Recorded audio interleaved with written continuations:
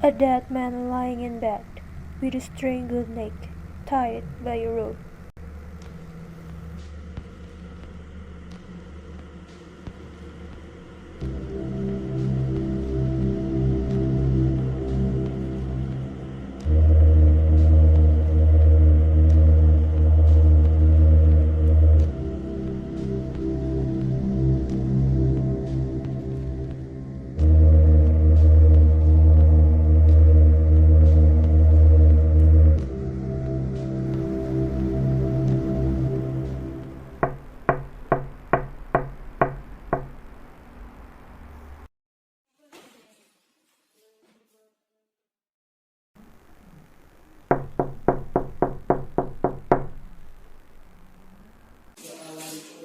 Come in. I want to see John. Can't I see John? No. And he home? Yes, he is home. Then why I can see him? Not cause he is dead. Dead? Why?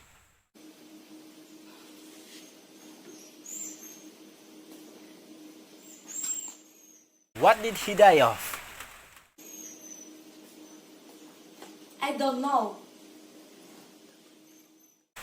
Has anybody been notified? I don't know.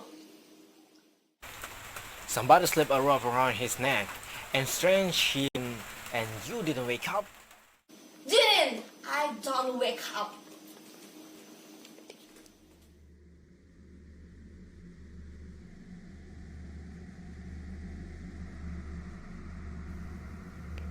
The kitchen in a now abandoned farmhouse of John Wright, a gloomy kitchen, and left without having been put in order.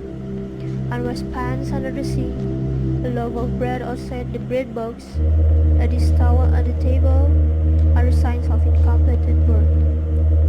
At the rear, the other door opens and the sheriff comes in followed by the county attorney and Hal.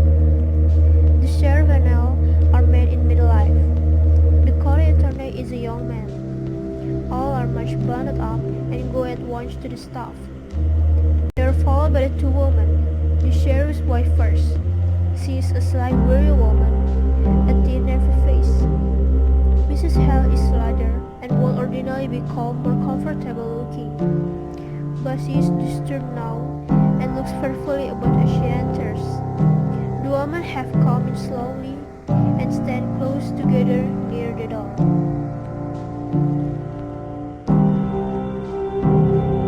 This feels good. Come up to the fireplace.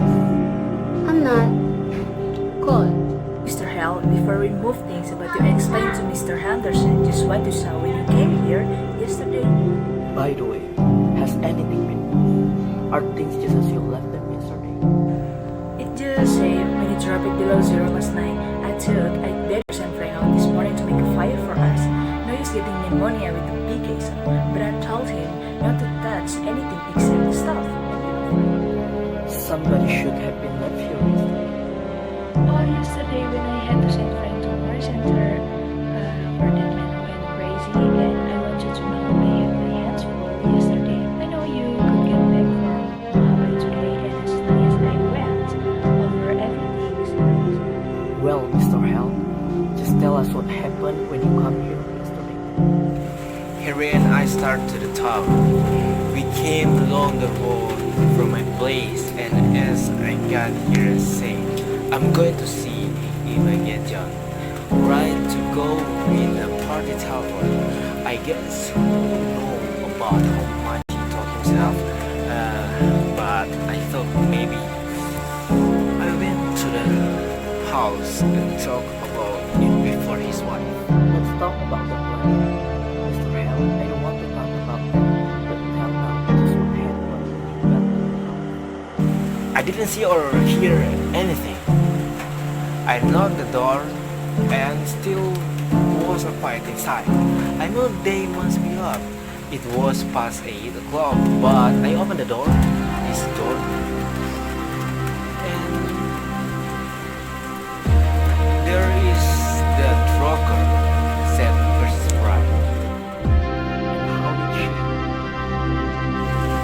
she looked quiet. How do you mean? Well, as she didn't know what she was going to do next, and kind of done up. How did she seem to feel about your comment? Why? I don't think she's minded one way or other. She didn't pay much attention. I said, "How do nurses write? It's cold, ain't it?" And she said, "Is it?" She went on kind of batting at her apron. Well, I was surprised. She didn't ask me to come up to the stove or to sit down, but just sat there, not even looking at me. So I said, "I want to see John." And then she laughed. "I guess you would call it love." And I thought of Harry and the team outside, so I said a little sharp, "Can't I see John?" "No," she says. "Kinda do like I'm here home," says I. She says she's home. And then why can't I see him? I asked her of patience. "Because he's dead," she says. "Dead?" So she nodded her head, not getting a bit excited, but rocking back into the front. "Why, where is he?" says I, not knowing what to say. She's pointed upstairs like that. I got him up with the idea of going up there. I walked from there to here. Then I says, "Why? What did he die of?" "He died of a rope around his neck," says she, and just went on a plant at her apron. Well, I went out and called Harry. I thought he might need help. We went upstairs and there he was lying. I think I'd rather have you go into that room where you can point it out. Just go on and now with the rest of the story. Well, my first thought was to get that word off. It looked bad to see, unconcerned. What did Mr. White do when she knew that you had gone? She moved from that chair to this one over here, and just sat there with her hands held together and looking down. And then she started to laugh, and then she stopped and looked at me scared. I don't know, maybe it wasn't scared, but I would like to say it was. So Harry got back and thought about doing and Mr. Peters, and so I guess that's all I know. That's true. I'll guess you go that room first. And then out of the part around there, you're convinced that there was nothing important here. Nothing important. Nothing here but kitchen table. The county attorney, after again looking around the kitchen, opens the door of a cupboard closet. He gets up on a chair and looks on the shelf. Pulls his hand away, sticky.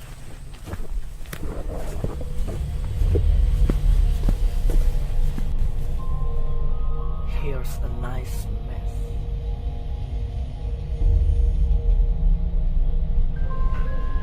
Oh, her fruits. It didn't freeze. She worried about that when it turned so cold. She said the fairy go out and her jar would break. Well, can you beat the woman held the murder and worrying about her preserves? I guess before we through, she may have something more serious than preserve to worry. Well, women are used to worrying over trifles. Yay, for all their worries, what would we do without the ladies? Dirty tools. Not much of a housekeeper, would you say, ladies? Those towels get dirty, I think. Men's hands aren't always as clean as they might be. Ah, loyal to your sex, I see. But you and Mrs. Wright were neighbors. I suppose you were friends.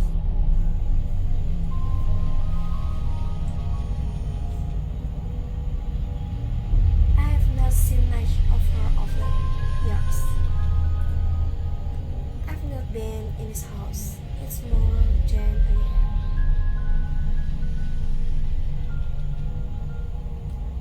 It never seemed a very cheerful place. No, it's not cheerful. I shouldn't say she had the homemakings. Well, I don't know. It's my cat either. You mean that they didn't get on very well? No. I don't mean anything, but I don't think a place be unusual for John Wright's being. I'd like to talk more of that a little later. I want to get the lay of things upstairs now. I suppose anything Mrs. Peters this will be alright. She wants to take some clothes for her.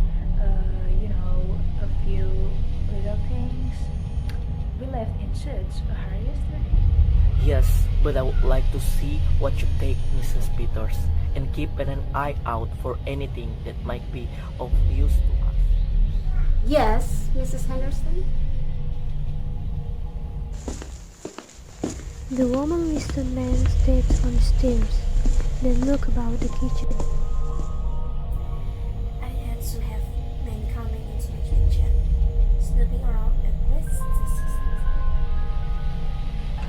She arranges the pans under the sink, which is like a half so out of place. Of course, it's no more than your duty. They go in the other room. Reappear. Mrs. Peters carrying a dress and skirt. Mrs. Hale following with a pair of shoes. My, it's cold in there.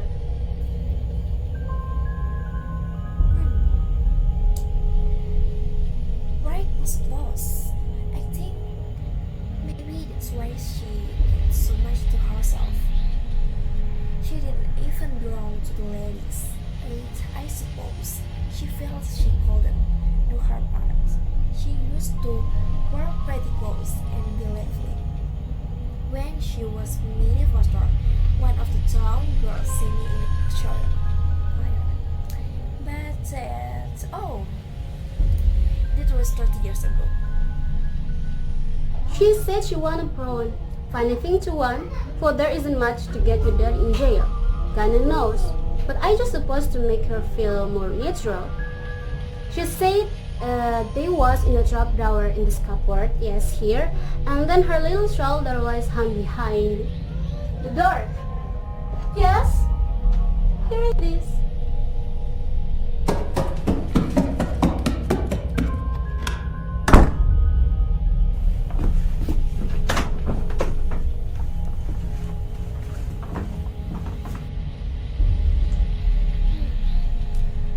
Well, I guess you're right.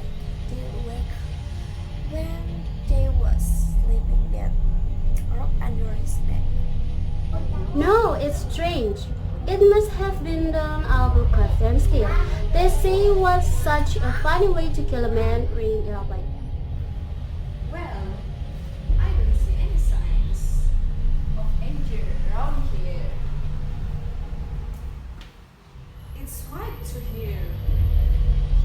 It seems kind of sneaky. Looking her up in town and then coming out here and trying to get out her own house to turn against her. But Mrs. Hale, the law is a law. I suppose this. Better losing up your things, Mrs. Peters. You won't feel them when you go out.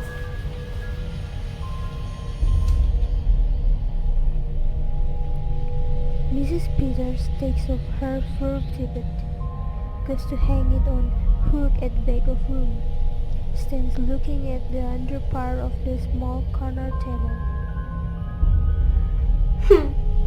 She was pitching. She brings the large sewing basket, and they look at the bread pieces.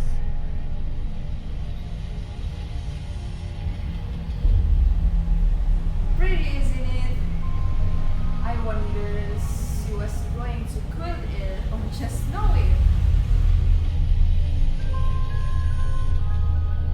Footsteps have been heard coming down the stairs. The sheriff enters, followed by Hal and the county attorney. They wondered if she was going to quit it or just Frank's fire didn't do much up there, did it? Well, let's go out to the bar and get the clue. I don't know. As there's anything so strange, our taking our time with little things while we're waiting for them to get the evidence. Of course, they've got awful important things on their mind. Pulls up a chair and joins Mrs. Hal at the table. This. Look at this one. Here, this is the one of she was working on. All the rest, it has been so nice and even. And look at the sewing. It's all over the place. Why? It looks as if she didn't know what she was about. After she says this, they look at each other, then start to glance back at the door.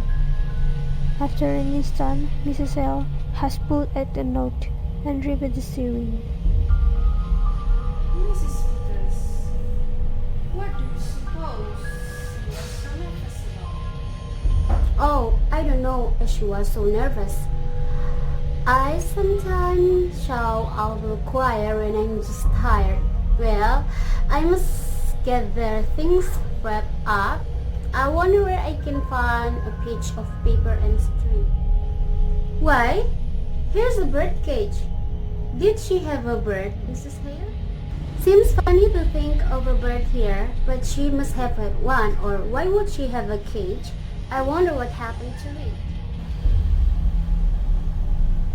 I suppose maybe the cat got it. No, she didn't have a cat. She's got that feeling some people have about cats, being afraid of them. My cat got in her room and she real upset and asked me to take it out. Look at this door. It's broke. She brings the cage forward and puts it on the table. I don't like this place. Come with me. But I am awful glad you come with me, Mrs. Hale. It would be lonesome for me sitting here alone.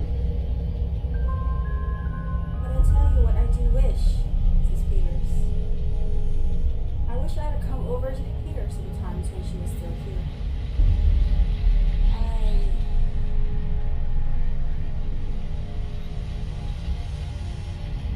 I wish I had. Well, you must reproach yourself, Mrs. Hale.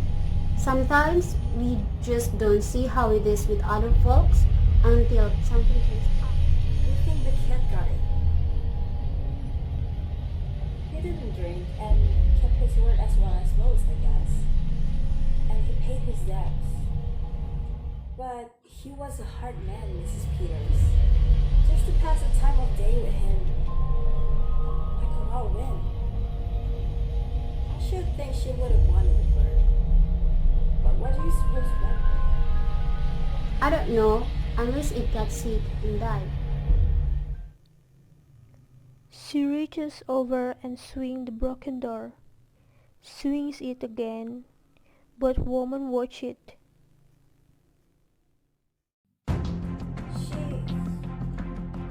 think of it, she's kind of like a bird herself, you know? Really sweet and pretty, but kind of timid. How did she change? Mrs. Peters, why don't you take Anna Quill with you? Why take up her mind? Why? I think that's a real nice idea, Mrs. Hill. There couldn't possibly be any objection to it, could there? Now, just what I take. I wonder if her pages are in here and her thing. Here, I expect this has got sewing things in it. What a pretty box. Looks like something somebody would give me. Maybe her scissors are in here. But there's something wrapped in this piece of silk. Why? This isn't her scissors. But Mrs. Peters, look! Look at its neck. It's the other side. Their eyes meet. A look of growing comprehension of horror. Steps are heard outside. Mrs. Hale slips back under quilt pieces and sinks into her chair. Enter sheriff and county attorney. Mrs. Peters rises. Well, ladies, have you decided whether she was going to quilt it or knock it? We think she was going to not it. Well, that's interesting. I'm sure. Has the bird flown? We think the cat got it. Is there a cat? Well, not now. They are superstitious, you know. They live. No sign at all of anyone having come from the outside, their own road. Now let's go up again and go over it piece by piece. It would have to have been someone who knew just the... Mrs. Peters sits down. The two women sit there not looking at one another, but as if peering into something and at the same time holding back.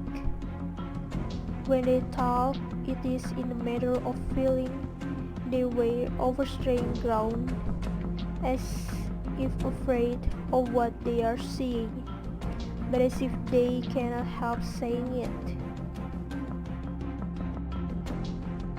She liked it. She was going to bury it in that pretty box.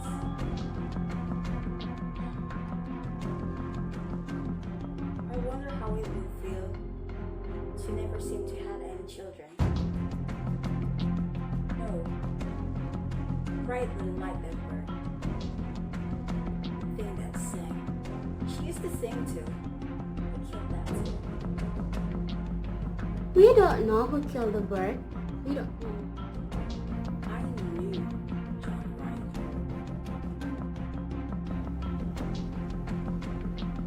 Her hands goes out and rest on the bird cage. We don't know who killed him. We don't know.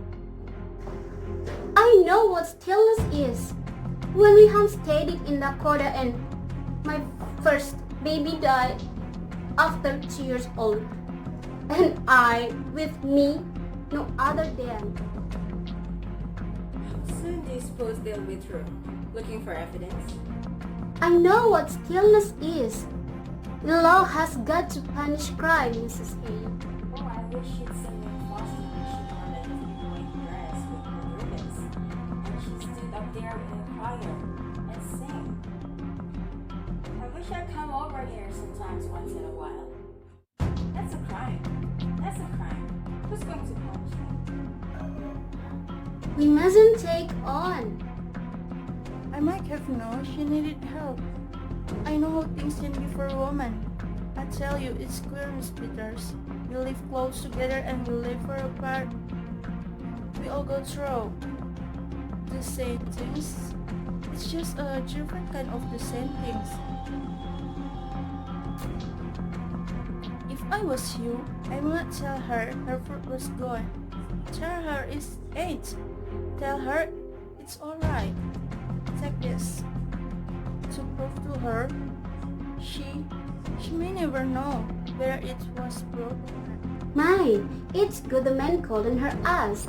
They just laugh, getting all stirred all over that little thing like a dead canary, as if that leave anything to do with. Wouldn't be laugh. Maybe they will. Maybe they will not. No, Mrs. Peters doesn't need supervising. For that matter, a sheriff's wife is married to the law. Everything of it that way, Mrs. Peters. The woman's eyes meet for an instant. Enter Hal from outer door.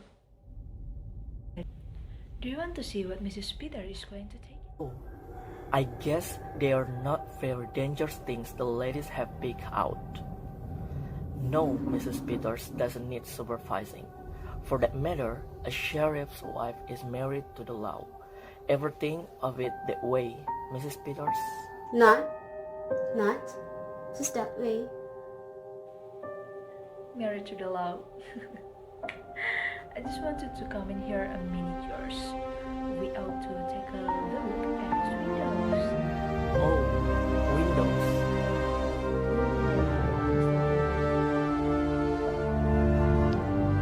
Hal goes outside. The sheriff follows the county attorney into the other room. Then Mrs. Hal rises, hands tied together, looking intensely at Mrs. Peters, whose eyes make a slow turn. Finally meeting Mrs. Hall's. A moment Mrs. Hall holds her. Then her own eyes point the way to where the box is concealed.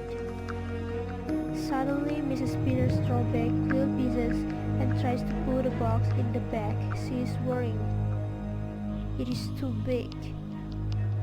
She opens box, starts to take bird out, cannot touch it, goes to the pieces, stands there helpless, sound of a knob turning in the other room. Mrs. Hall snatches the box and put it in the pocket of her big coat. Enter the county attorney and sheriff. Well, Henry, at least we found out that she was not going to quill it. She was going to... What is it you call it, ladies? We call it, not it, Mr. Anderson.